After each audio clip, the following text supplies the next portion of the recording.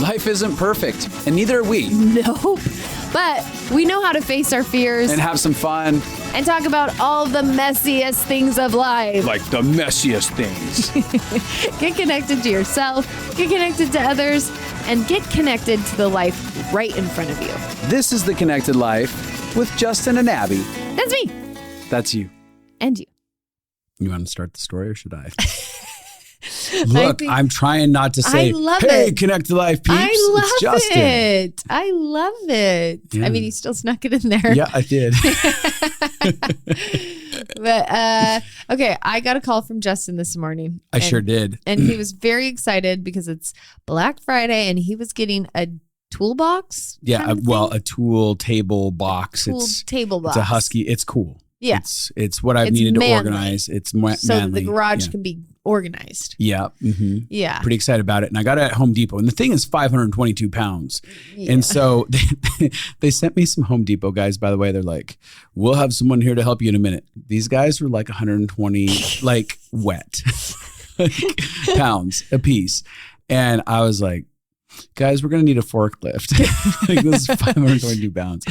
And they're like, okay. So that took us like 45 minutes. So they did a forklift to get it into the truck. To get it into the truck, laid down and everything. I did like not know that. So I'm coming back home alone. And you are concerned. When you call me, you're like, I don't know what. Well, I said, I'm in a bit of a pickle. That's exactly. That's literally I what I answered said. hello and he said, I'm in a bit of a pickle. Uh-huh. Yep. And I was like, how am I going to get this taken care of? Now, listen up, guys. Now, this is story me. is worth listening to. This is a great. Now, this is me because I don't have any concept of numbers. I'm like 500 pounds. Like you could probably get like one friend to help you with that, right?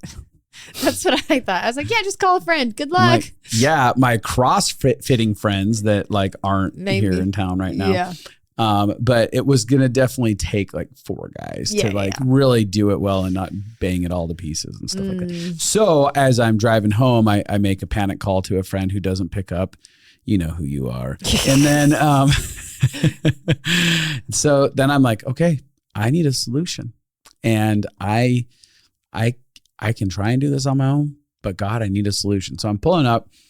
And I back into the driveway, and all of a sudden, because we live right next to we're on a golf course, right next to a hole, a tee, and there's like 2 carts full of guys. Yes. And I'm looking at them, and they're a little bit older, some of them, and I don't know how their backs are.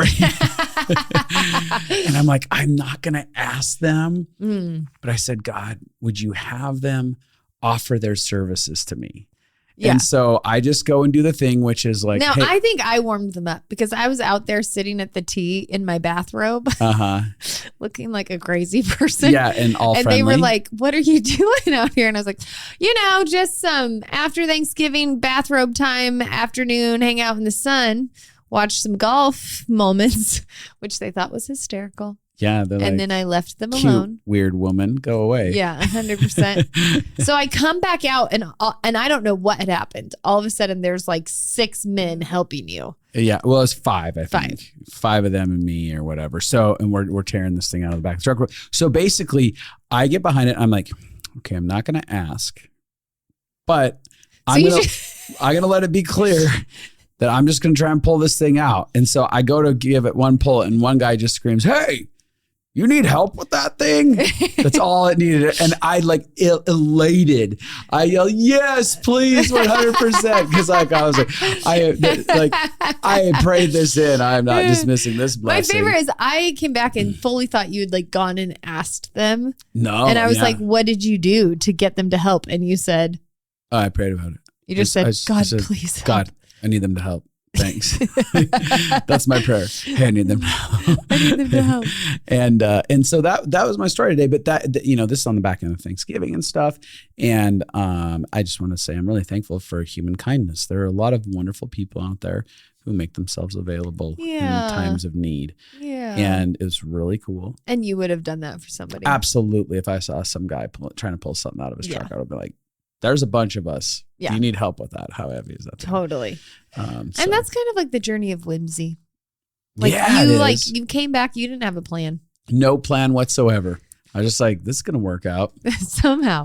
I don't know how, but somehow this is going to work out for me. Yeah. Yeah, I like that belief system. And I think that that's something that I find myself, I can fluctuate when I am doing good and not in a triggered state. I feel like things are going to work out for me. Yes. Everything's going to be okay. There's a sense of hope when we're not connected to some pain of abandonment or aloneness. Or disappointment or fear. Yeah. But then other times, like and often it has to do with what I'm focusing on. So like triggers are us experiencing threat. And when we, our bodies are designed to be on high alert to let us know anytime there's any kind of threat so that we can stay afraid, so that we can protect ourselves. Yes. But what that does is that keeps us thinking about everything that could go wrong, everything that's not working out. Everything that could go right. Yes. And so you actually have to train your brain out of threat. You have to train your brain out of trigger. That things are going to work out and everything's okay. Engage the belief that you are going to be okay, that things are going to work out. And we were just at a Bob Goff conference. Yeah. The School of Whimsy. The School of Whimsy, which is probably why this is like on my mind. Yeah. But the concept, I loved what he said, because it wasn't that he was like, you do things knowing they will all work out the way you want them to. Yeah. It wasn't that. It was more like trusting in the journey of participating in life. Yeah. It was like, he told multiple stories of like they made a summer camp, but they'd spent 20 years fixing a summer camp up and it burned down in 20 minutes. Yeah. And he talked about the journey of participating, and the journey of that was. And he talked about many things that could seemingly look like a failure or that it was pointless, but there was a point in every bit of it. Yes. And he didn't talk about this, but I think inside of my mind, it's about every relationship he built building that camp. It's about every person that did participate in going to the camp. Every part of his heart that came alive in creating and planning and in dreaming. Every part of his partnership with his wife over it. A lot of people think like if it doesn't have a certain outcome and longevity, that it was all a waste. I've been thinking about people who have, this can sound dark for some, but like people who go through divorces, they're really painful. And sometimes they'll come into my office and be like, that was such a waste to even be married. I was like, was it? But was it? What role did that relationship play inside of your life? What's the beauty that you did extract out of it? And there's a lot of times where they're like, oh, actually, there's a lot that was a gift inside of that. And it's very easy for us when we don't meet certain expectations to decide that all of life is a waste. And if you don't believe that it's like about the participation, the experiences you gather, then it will be. Yes. Then it doesn't feel so fun to just run and jump into things that don't turn out the way. And again, that's one of the big deterrents. Like this might not turn out the way I want it to turn out. So there's a massive deterrent in our soul to risk and and jump into adventures. Yeah. And I was thinking about, this is about like, are we attached to the outcome? Like, what is the goal? I kind of have been thinking about this a lot, just some light thinking. What is the point of being alive?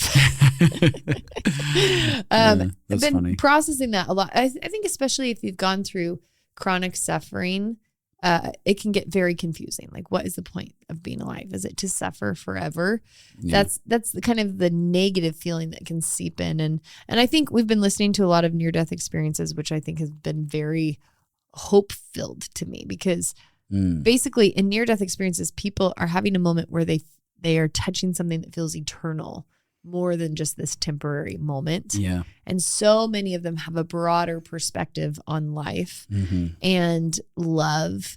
Like I was listening to one last night that was like, on earth is the place that we get to access our ability to forgive. Yeah.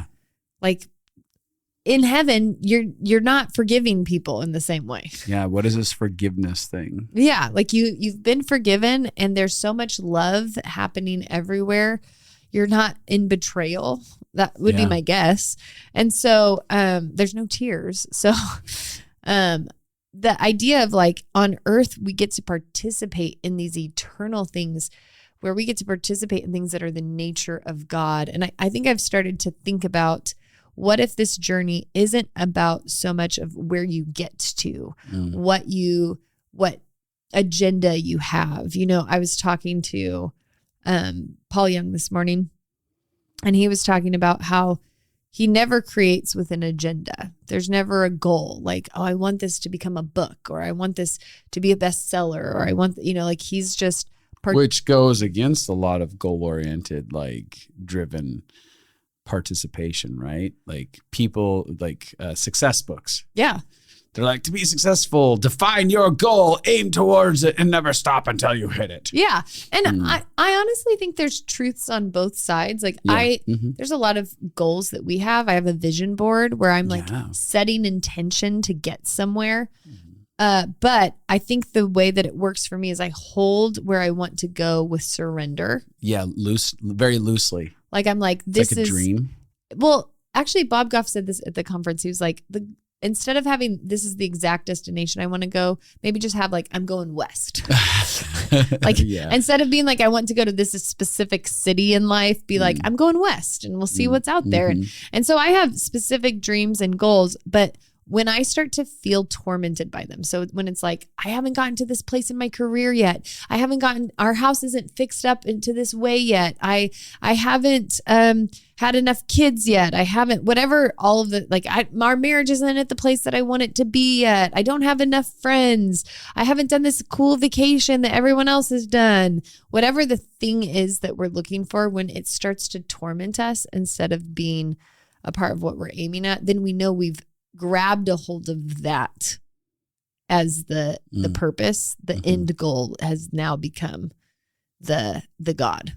Yeah. And it becomes a very tormenting one. Yeah. Because satisfaction, right? Pleasure, joy is all withheld until the attainment of that. And then all of a sudden our whole earthly experience becomes about obtaining certain goals, aspects, whatever. And our whole life is built around the concept of, if I didn't do that, not only did I wait off on how much joy I could have along the way, but also if I don't hit it, then my life was seemingly pointless. Right. It's very easy to get down that road. Disappointment, disillusionment, heartache. And I think that the gift of starting to be like, what is this journey? So I've started, instead of like, what's the point of being alive? It's not to accomplish crap. Yeah. For me, it's like the life transformation. The more I can become like love, the more I can forgive, the more I can allow myself to receive forgiveness. Which you can do that in the most hellish circumstances. You can do that in the most disappointing circumstances. You can do that in the most limited circumstances. So you can be locked up in prison. You can have your house burned down. You can be living homeless on the street, and you can learn to love. That is that, to me, like, even when I talk about the gospel is universal to me, because it's something that no matter what class, financial class you're in, no matter what race you've grown up in, no matter what, it's this leveled playing field of like, you can actually experience the nature of God no matter where you're at, whether you're living in South America, in the jungles of South America, or you're living high off the hog in New York and spendy loft. Like, it just, Yeah, and I've had several conversations recently with people that have really struck a chord. And I watched a video about somebody. One of them was about Deion Sanders, and he was talking about having all of the wealth, all of the fame, like he had everything. And he was like, I felt empty. I felt alone. I felt unrested. He's like, I had a $25,000 bed, but I never felt rest. Isn't that he's like, I was surrounded by women, but I never felt enough. And it was a great video. It was a great concept where it was, because I think there's an illusion that most of us are chasing. Oh, absolutely. All of humanity, I think, is if I get these things, then I will be fulfilled. If and when. Yeah. If I can get these things, then I'll be fulfilled. When I get these things, And so I think that, and then I had another conversation with someone else who was very wealthy and very successful. And they were sharing about still having the fear that they weren't enough. I mean, moments like that just burst the fantasy bubble that we have. Yeah. That no, if I make enough money, if I get far enough in career, if I do enough things, then I'll prove. If these dreams get fulfilled, then I'll prove to my inner voice that I am enough. Yeah. Then I'll finally be able to love myself. Then people will finally see that I have value. It's just it's a crazy lie. Yeah. I agree. Yeah. Do you have more on that? No, I've just been, I've just been processing that idea. And if you can start to embrace life as the journey is what's important, not where we get to, like who we become, the relationships we have. Every near-death experience or so many of them that we've listened to, it's like, did you learn love? Yeah. How did you impact the people around you? Yeah. Well, I want to add to this because a vital component that I perceive is the component of trust. Mm-hmm. Yeah, everything is about trust, right? Like I have to trust that if I don't hit these goals, that I can still be fulfilled. I have to trust in this moment of today when things look messy and they don't look like they're headed any direction. I remember, for instance, when we were living at my parents' house and we were installing circuit breakers in the back of a bar one afternoon because they're doing some new electrical work in this bar in town. And I remember coming to that surrender of like, I'm okay if I continue to like, if the rest of my life is this, which it's not about electrical work as a bad thing. Yeah. It's not who I felt like I was. Totally. I still enjoy like aspects of those things. I just bought manual a toolbox, labor. right? Yeah. Totally. I love creating in those ways. But that wasn't necessarily the thing that I felt like my heart was elated with, to participate in. But there's this thing inside of me that settled into like, I trust that if I were to continue to participate in my family business and then this was my career and I was to work with my dad, like this would work out and I could have joy and happiness and pleasure and feel a sense of fulfillment inside of my life. Yeah. And that would be more than enough. And I remember that settling is what like changed the course of my life. That for me was a divine pivot. It was an emotional posture that overtook me where fear that I had succumbed to for so long all of a sudden was shattered within me as I began to settle into a sense of trust about a moment and about the potential future that came with that moment. And I was just like, I will find my fulfillment. I will let myself have joy right now. And this pleasure really, really overtook me. And I remember the rest of that season as we were working in the winter there, I was just like, this is awesome. Yeah. Yeah. I think that's like a rule about life is do not put pleasure, love, acceptance, happiness out in the future in front of you. Yeah. Which is what we're all doing. And don't put it in the hands of circumstances. Totally. Like the best time for love and joy is in the present. Yeah. It's the only time for it. One of the things, I've talked about this before, but people are terrified of allowing themselves to settle into this moment and enjoy it because the lie that we believe, one of them, is that if I have pleasure and joy in this moment, I'll let down my guards. And then when something about life that's hard kicks me in the face, I won't be prepared. Well, not only that, that's one aspect. The other aspect is that I'll settle into this and this is all my life will be. I'll never do anything. So it's this idea of passivity. And you're right on that other aspect that you're talking about. There's a few, right, that play a role. But it's definitely I'll become passive and I'll just accept this. And it's not about like the idea of accepting this moment is just about like, I'm not going to live dissatisfied, right? And the more present we are, the more passion we can connect to, the more vision we can have. And that's what happened to me. Yeah. I mean, those were the times where I was feeling probably the most alive. Not that I feel greatly alive now, but there was such a passion inside of me because I was like, I'm just loving every day. It doesn't matter. The goal, like, I don't know, there is no goal right now. The goal is here in this moment. Oh, yeah. I remember when I started working at the Adventure Challenge, one of the things that instantly happened is I knew that I was supposed to work there. And I like gave up all of my need to have a life dream. Like I was like, I don't know where my life is going to go. I don't know where I'm going to be. I don't know how this ties into the overall plan of my life. I know nothing. I just knew that I was supposed to take that job. Like I knew that it was the right thing to do for me. And the relief of letting go of purpose, the relief of having to build towards something, the relief of having to figure out who am I supposed to be and what is it that I'm supposed to do? Like those questions can actually just feel heavy and impossible. I think most of the time we don't have access to the answer. So we're just mulling over something that we don't have the answer to, that we can't solve in that moment. Yeah. And so I remember doing that all the time. Like, who am I supposed to become? What am I supposed to do? What is the thing I'm supposed to make on the earth? And so when I started working at Adventure Challenge, I literally it's just like all the purpose questions stopped. I was just like, I don't know, but for right now, I'm supposed to be here. Yeah. And it was a detour for me. It was a complete detour. That is not what I imagined. I didn't imagine I'd take a couple years out of my life to spend a ton of energy working in a business that, hadn't existed before. Yeah. So I would have never dreamed of it. It was a surprise, right? It was a surprise. It was a divine pivot. It was a divine pivot. But the freedom to let go. And so now because I just ended that season of working there, I have felt the temptation to be like, okay, now what am I going to do with my life? Mm-hmm.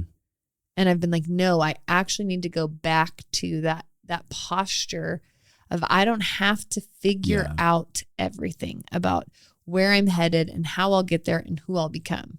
The reason I was comfortable with the Adventure Challenge is I knew it was about my own personal growth, my own learning, and a few things that I felt like missional that I could lend to that. And so I've thought, what if I could live that way?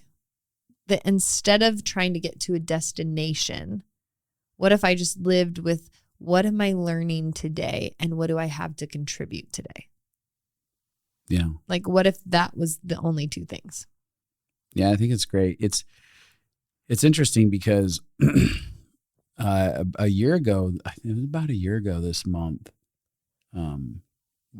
was when I kind of felt like it was time to start purchasing video equipment. Yeah. And it was like, hey, I can see that I'm supposed to move towards getting the podcast and stuff on video and start engaging that, which, video has been a vital part of my background, being that I went to film school and stuff like that. And I walked away from that career and was like, man, I don't think I'm ever going to do this in my life. And then all of a sudden I'm like, oh, I'm trying to build a studio. And the delay has been unbelievable.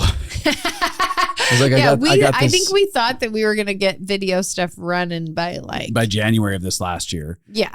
I was like, I'll get and then March and then May. Mm-hmm. And now January next year or March or May. It's one of those where with that, cause we're working on getting the Connected Life on YouTube and having video and all that stuff up.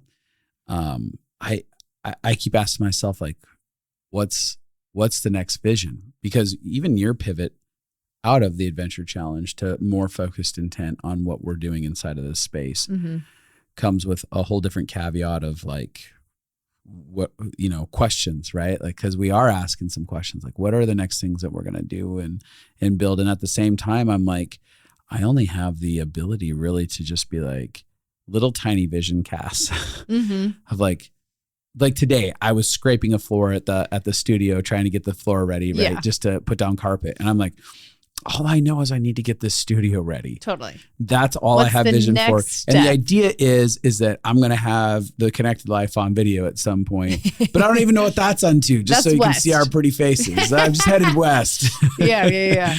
And there's this thing too in this next season where I can feel myself being like, I don't know what vision is for our life. Mm-hmm. I know what I like doing. I know I like to get on this podcast and have conversations. Yeah. I know I'm enjoying like all the things we've done with our life consulting masterclass. That's been incredible, watching people connect and lives change. Like, that's beautiful. But I'm like, oh, life is kind of like a lottery, and I get to like accept, like, if things aren't looking the way that I want them to look, I can get bitter, I can get resentful, I can have a bunch of pain and grief, or I can surrender and be like, this is so cool. Something I didn't expect is happening. What is the adventure in front of me? Oh, totally. Which has been our whole year. And that the whole, in case you're like, what is this podcast about? It is about the adventure and trusting the adventure and the divine pivots that happen along the way. And I know for us, you talked about last year, we had very clear vision for where our business was going and what we were going to do. I started dreaming up like a whole online app and all kinds of stuff that was going to be pretty cool. We had an online church we were going to start. We were ready to roll. And then we had some crazy things happen that totally shifted everything that we were putting our focused intent on. Yep. We definitely went through a betrayal that has taken months to pick up all of the pieces and has taken our ability away from the vision that we had. And in retrospect, I get to go, that was wild. In the time, it was like, this is wild. What is happening? But go ahead. Sorry. Yeah. No, I was just thinking like now though, I look at it and I'm like, oh, I know that was important in the timeline of our life. Like I'm looking, we talked about this for Thanksgiving. I actually feel thankful for the betrayal that we went through. Yeah, isn't that an odd thing to say? Because it changed us. It softened us even more. Yeah. It brought more compassion and forgiveness. It helped us learn how to process our feelings with less judgment towards other people. Yeah. With less villainizing towards other people. It gave us the chance to put into place, to practice what we preach. Yes. To do what we tell people to do. Yeah. Yeah. In a deep and meaningful way when it costs you everything. Yeah. Yeah. Yeah. I mean, I remember day after day, I choose forgiveness. Mm-hmm. I choose surrender. Mm-hmm. I choose to accept that this is happening. And I can't say or do anything about it. Mm-hmm. I am literally, and I remember there was a time in my life where my emotions would have gone to vengeance. Oh, 100% you would have. Strong amounts of vengeance. Yes. Like revenge. And there was a sense inside of me, like I could feel light stirrings of feeling that, but it was very few times where I felt that emotion. It's not just vengeance. It's that type of justice of like, oh, I want to do something to get justice. Right. Totally. Yes. But I was like, that's irrelevant. Justice will reveal itself however justice will inside of this. Yes. But my invitation is for me to continue to humble my heart, to ask what love looks like, what it looks like to be true to myself in this moment. It was good.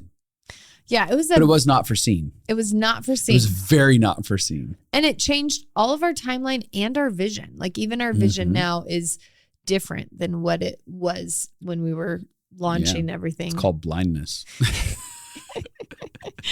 But I was thinking about making a podcast today, I was like, I think we're supposed to invite people into the season of divine pivots. Yeah. Into the season of the adventure. And I actually felt like a little bit nervous to even talk about this because I was like, oh God, what adventure are we about to go on? Are we inviting people into an adventure challenge? Not since I don't work there. No, I'm just kidding. No, I love it there. But I was thinking about, I do feel like there's a stirring. Somebody prayed for me recently and they were talking about a poker game. Like they got a picture of a poker game. And me taking all my chips and pushing them all in. Yeah. And I was thinking, this is the trust journey that we all go on with our lives, which is like, are we open and willing to hold everything in our hands open-handedly? Yeah. To believe that life is for us, not against us.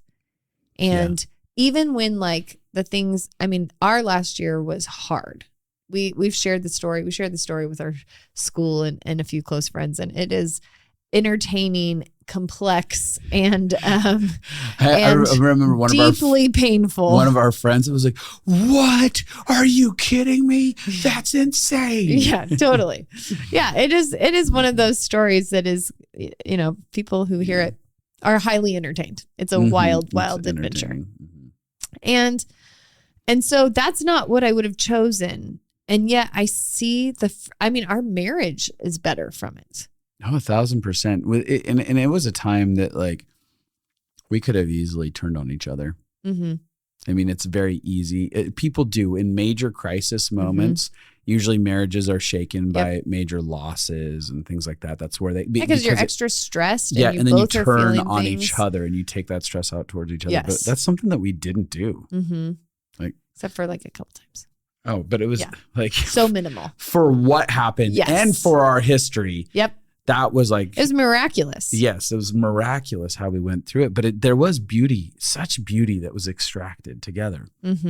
In an unforeseen circumstance that could feel really disappointing and very grieving and could take you out. And there were times where I was like, F it, I'm done. Like I could feel that emotion of I want to tap out on life, not on marriage, but I definitely wanted to tap out on life and stuff. And I was like, no, there's beauty here.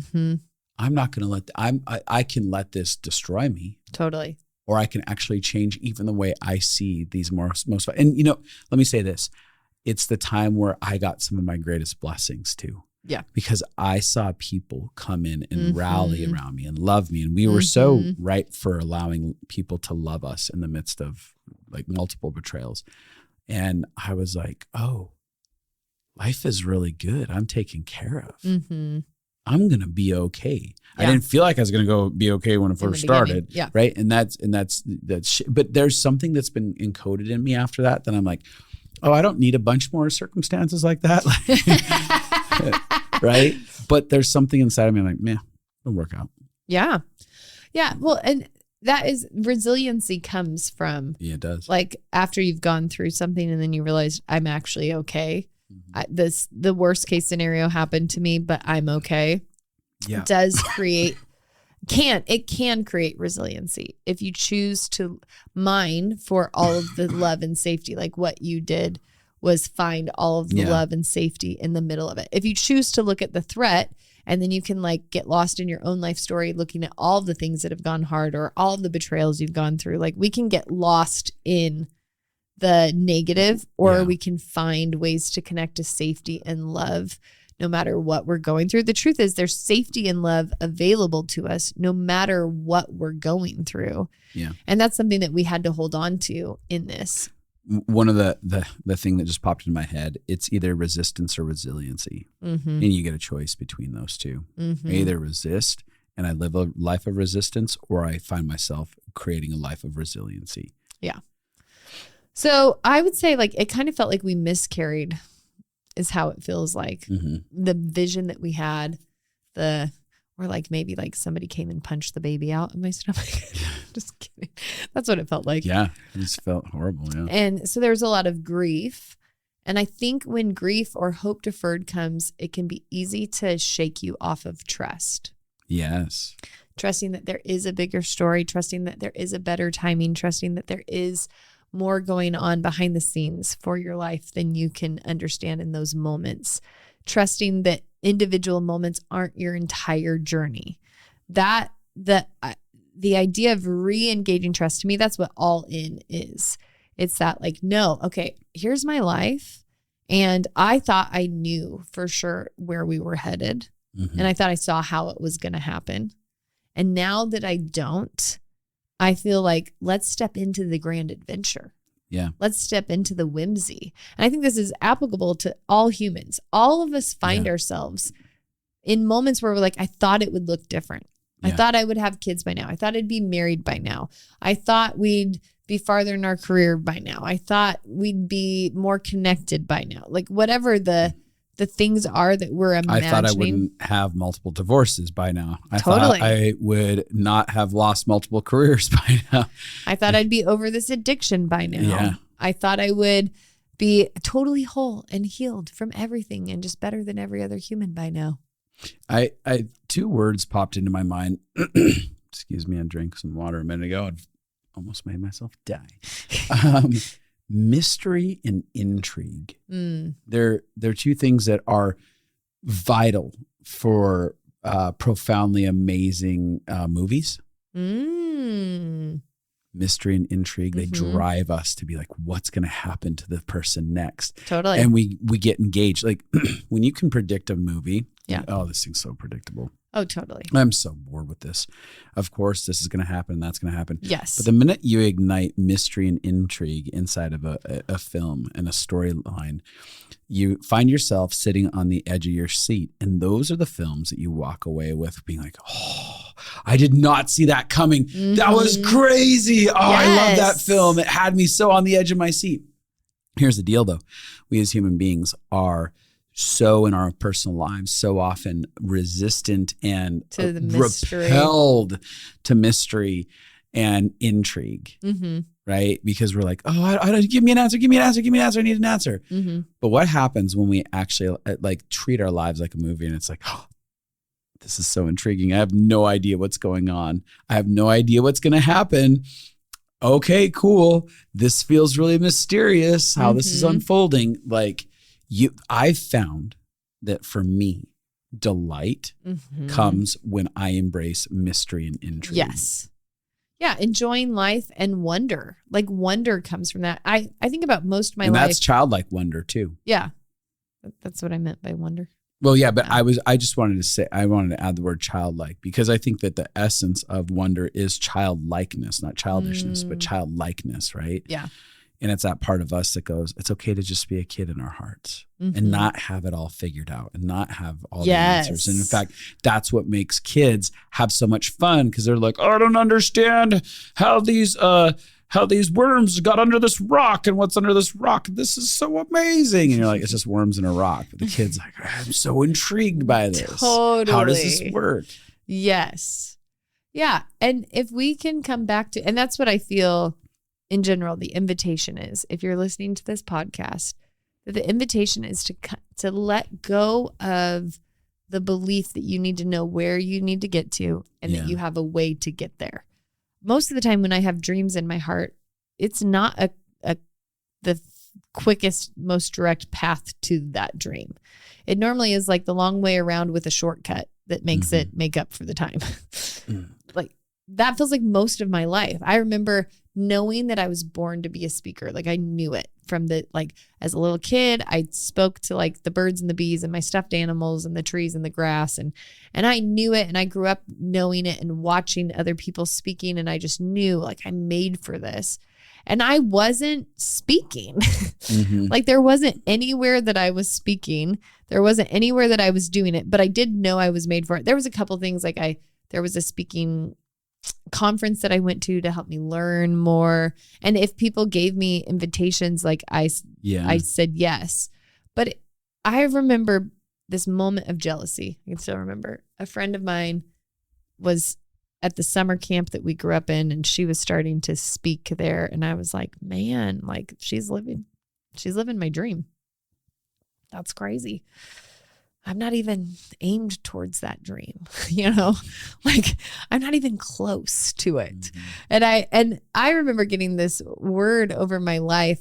Pizzi gave it to me over and over again my whole life. She's like, you go the back door into the building that you want to get into. You do get in the building. It's just that you go through the back door instead of the front door. And you watch people walk through the front door, and sometimes it's made you jealous. But you just have to be comfortable that your path is going to look different. The way that you arrive. Yeah. The way that you arrive. And so I ended up watching people speak, all that stuff, and really wasn't doing much with speaking at all until I was working at a front desk. I got a talk instantly, like within 5 minutes, I wrote out a talk, kind of like a TED Talk concept. Yeah, when you were working as a receptionist. And then within a few months, I had an opportunity to give that talk. And then within a few months, I was giving that talk to hundreds of thousands of people. It was like the long way around and then a shortcut. But it was like this great journey the whole way. I was building skills and tools that I needed. There was all kinds of things. Like I was in a dance production. I didn't say a word. It was a silent dance production. But it was the thing that enabled me to be comfortable on stage in front of people and to risk and to learn vulnerability. And like I look back now, and this is the beauty of looking back, you can always see how every building block was coming in the right time. Yeah. And how all of the pieces I was needing for my story was falling into place. Like now I can look back and be like, wow, well, I made this one friendship and I didn't know that friendship would end up opening this door. And then it happened to be that I was there at this time when they also were deciding we need to promote women. And so then here's this thing. And like, now I can look back and see that there were really great pieces always coming into place for me. Yeah. I think there's two things I want to talk about. I'm saying that out loud from my own brain, but you're talking about addition versus subtraction. And what I mean by that is that, like, a lot of times people look at circumstances as subtraction. Mm-hmm. Okay, this is subtracting from my life. Yep. I'm now doing this thing that I didn't foresee myself doing. I'm in this job or in this relationship or whatever it is. And you can keep looking at it as a subtraction from your life, or you can start looking at it as an addition situation where all these things are adding up, moving me towards more and more fulfillment, more and more of me, who I am, the nature of who I am being revealed. And we get to decide how that is. Is it going to be addition or will it be subtraction? And the subtraction route creates a lot of depression, and it creates a lot of misery. It creates jealousy. It creates envy. It creates all kinds of stuff because all you're perceiving lack. It's a lack mindset. That is that subtraction. But, for me, I'm like, every season that I am in is a building block. It is addition to the next thing that is going to continue to reveal parts of who I am and opportunities inside of my life. And it all gets to crescendo into a really beautiful story that I don't have a full picture of. That was one thing I wanted to say. The other thing is that I think that whimsy is a burden to most people. Because if we are using that word, going on the concept of that, like, it's really circumstances that don't fit our ideal that we have.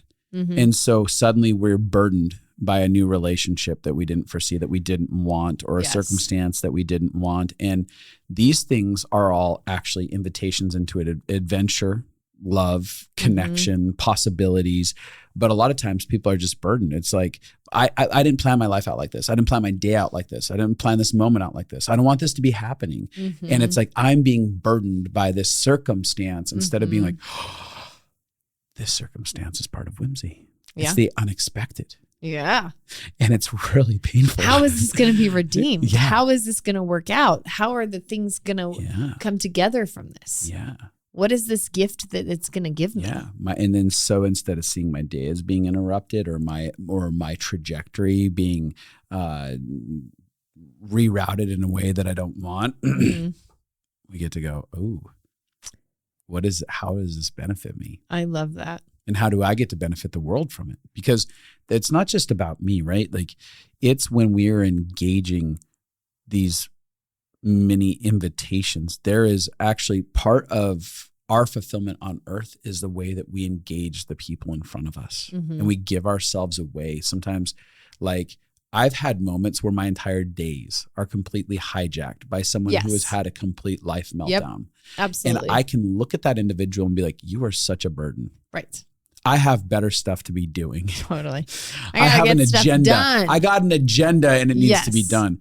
But when I'm actually moldable, I'm soft-hearted. And you're open to divine pivots. Divine pivots. There you go. All of a sudden I go, okay, my idea of what my day was going to look like is changing right now. And I'm going to lovingly participate in this person's world right now. And I get to give a gift away of participating in it. And I've been given a gift by being able to participate in a moment of love, kindness, care that's an eternal treasure, right? And then, like, somebody just handed me a gift. So I either look at them as a burden or I go, they just handed me an eternal gift. Yeah. Well, it's an interesting thing. Like, I've begun to think of the interactions we have with people when we get to love or be loved. Yeah. As like one of the things that helps us feel rich. Yes. Like, that is a sense richness. Of soul wealth. Yes. Is moments when I get to see another person or be seen by another person, when I get to have compassion or choose forgiveness, or I get to have somebody who has compassion or chooses forgiveness with me. And if you start to see that as wealth, then you can aim at that. You can aim at that as wealth. I want to grow towards becoming more like Jesus. I want to grow towards becoming more like love. I want to grow towards allowing whimsy to be a part of my journey, to stopping and talking to the cashier for 5 minutes, even though I'm really busy, those just moments to remind ourselves that is wealth. Mm-hmm. I had a plane ride. I was going somewhere the other day, and I was feeling full of love. I had just had my going away party at the Adventure Challenge, and I felt so loved by it. I was feeling so full when I got on the airplane. And so I found myself just interacting with everybody. I was talking to everybody. I ended up hearing about somebody's like favorite family recipe for Thanksgiving and somebody else's like life story. Like it just became contagious. Mm-hmm. And I remember thinking like, this is what wealth is. This ability to have connection, to get outside of myself. And I'm not always like that. Like I have to I'm trying to re-engage that as life. There's been different seasons. It's been easier. Yeah. The less betrayals you've had, I think it's easier to be full of love. Mm-hmm. But we can always get back to love. And so I can feel myself wanting to engage that nature where love is the mark of richness. Mm-hmm. Yeah. That's so good. I have this, I was talking to Paul Young. He sent me this and I thought it'd be worth reading. This is, I think it's Thomas Merton. Last name Merton, I'm not sure. Wrote Merton. this. The more you try to avoid suffering, the more you suffer, because smaller and more insignificant things begin to torture you. Yeah. In proportion to your fear of being hurt. So the more you're afraid of being hurt, the more you're aware of being hurt, the more you focus on being hurt that you still don't have control on if you're hurt. And so you just suffer more. The one who does most to avoid suffering is, in the end, the one who suffers most. It's real. Instead of accepting the whatever is happening in our life and allowing that to invite us into the grand adventure. Mm-hmm. It feels so much acceptance feels terrifying at first. And when you get through your own personal fears and insecurities and you realize that you're not abandoned, you're not alone, you're not fragile, things are going to work out, there's just such an overwhelming sense of peace. I remember so many times when we went through the shenanigans that we did recently, every time I would just be like, this is happening. This is happening. Mm-hmm. And I would feel a smile roll up inside of me. I'm like, no, there's nothing I can do about it. Mm-hmm. It is. Mm-hmm. It is this. I'm going to need some really cool stuff to happen. Yeah. To help me move through this. Yeah. So where is that really cool stuff?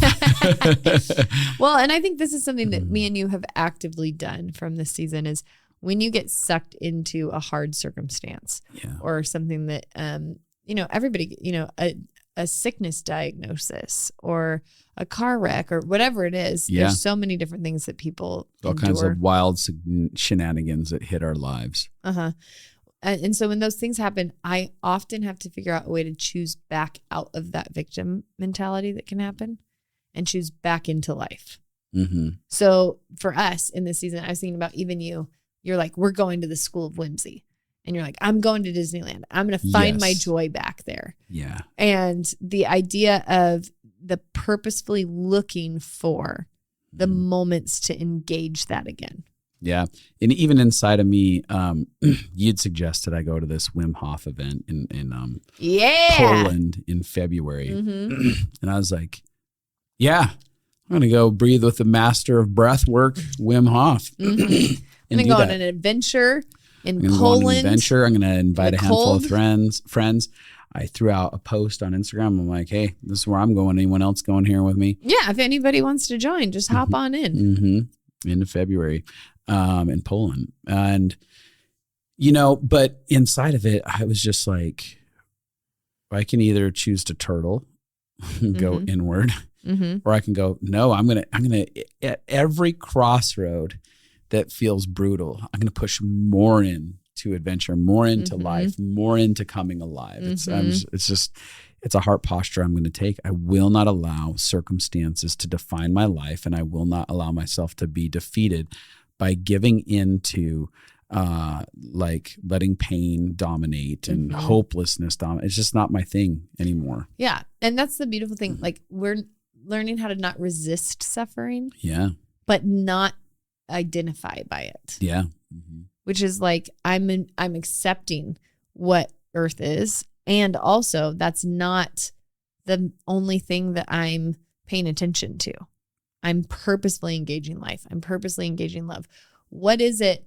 You know, we did this activation in LCMC where I had them, we were talking about beliefs, how to transform your beliefs with your 5 senses and lived experiences. And so I was talking about how so many of us can get caught in poverty mentality. And one of the easiest ways for me to like pull myself out of the energy of poverty is to think about something I'm rich in and then think about how great it feels to be that rich. So I was just like, let's just all breathe in for a second and breathe out. And I had them do that like multiple times. Breathe in, breathe out. And then I was just like, just think about the fact that you are rich in air right now. Like right now, you can breathe in as many times as you want. Like you can breathe as much in as you want. You can breathe out as much as you want. Like there is no lack of air where I am at right now. Like I am as wealthy. I can waste air if I want to. I can hold air if I want to. Like I have zero fear of running out of air right now. Now, obviously there's situations in life where you can run out of air. Space. Submarines. Too soon. Too soon. But the concept is there is actually so much in life that we're rich in. And the more we learn to pay attention to that. So like I can be rich in my ability to say yes to adventure. Like maybe that's one of the things. And if you start to look at the ways that your life is rich, you can feel like you're being productive and you can feel like you are hitting goals, whether they're your external ones or not. There's just it's really an awareness of the wealth of goodness and the wealth of what we do have available to us, which we also, as a side note, in America and some of our more developed countries don't really understand what we do have. Totally. Like, yes. Even in our worst circumstances, we are way better off than other worlds, other countries and stuff. And there's so much beauty that we have. And those people have things that they find to be so happy about inside of their world that aren't living in our developed nations. Yes. Yeah, it's really true. There's always things to be thankful for. And there's always things to find that you're rich in.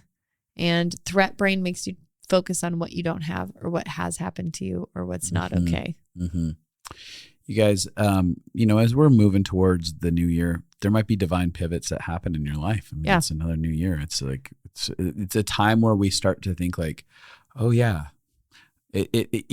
it feels like we're starting fresh with something new. It's a marking point, right? When New Year's hits for humanity, we're like, oh, it's a marking point. What did this last year bring to me? What could this new year look like and stuff? And there's some pretty wild divine pivots that might happen inside of your life, and they can all be for the worst, or they can be for the best. They can be for very beautiful outcomes. They're waiting for you to choose to apprehend goodness out of them if you want to, and create resilience if you don't sit in resistance. And I just think about it. I'm like, there's so much possibility for you. It just depends on, will you begin to yield your heart in a way and create a heart posture towards life that transcends the way most people do it. That goes against the grain of culture and culture's dissatisfaction with the life that we have, and the marketing dissatisfaction that they try to aim at us during a Christmas and Thanksgiving time. I think it's a really powerful concept. I do feel like there's adventure awaiting people. I feel like there's adventure waiting for us. I feel that's like one of the best pictures to me. I'm all in. I've got all the chips in the center of the table. I can't wait to see what happens, what kind of hand I get, what kind of game we play. What's dealt, how we play it. Yeah. I feel very excited. Yeah, I'm hopeful. I feel hopeful. I think that the invitation to trust. So we love certainty. We love knowing what's going to happen. We love knowing how it's going to happen. We love knowing the pathway to it happening. But the invitation to trust is an eternal gift for us. We only get to trust here when we don't know and understand so much. It's so funny because we come from a culture, a spiritual faith culture background that has such a high value on having certainty. Yes. And I'm like, you're going in complete opposition to what the whole nature of God, the nature of God, which is trust. You know, it kind of makes me giggle. It's just a hyper spiritualized way to say I'm terrified. Totally. But anyways, you know, one of your divine pivots might be that you apply for Life Consulting Masterclass this year and join us. Yeah, it is a divine pivot. It will change the course of your life forever. That was one of our questions for Thanksgiving, is like, name a choice you made that changed your life forever. And that's what LCMC does. It will forever change your pathway. It'll help you connect to your body, your heart, your mind, other people around you. You will find your tribe, and it will forever change the trauma and the generational things you've gone through. Signups are closing soon, like really soon. Yep. December 15th. Yep. Heading here to a close. So, if you want to look into joining that, go ahead and go to Justin and Abi, that's abi.com, and you can go to our Life Consulting Masterclass page, and you can learn more about it. And then you can email us at support@stumblconsulting.com if you need more information on it. But yeah, it's coming close to an end. All of you late birds, like Abby, how she likes to just like, I'm pushing it to the end. I wait till the very end. And then you're like, hey, am I too late? And then people are like, well, kinda, but okay. And if you're wanting a new career, this is a great way to pivot. Yeah. It's a great pathway. This was fun. This was a good time. Yeah. What do you think about it? I liked it. I liked my time here. I like being with you. Yeah, I like being with you too. I feel proud of us. I do too. It shocked me that I genuinely at Thanksgiving felt thankful for this year. Yes. That I genuinely felt thankful for the fruit in our lives. Yeah. For who we've become. Yeah. For how we've transformed. It was, I felt the exact same way. It was shocking. Yeah, it was. Anyways, I'm going to go set up my new toolbox. Ooh. I'm pretty excited about that organization that's going to happen right now. You're so cute. Okay, bye. Bye.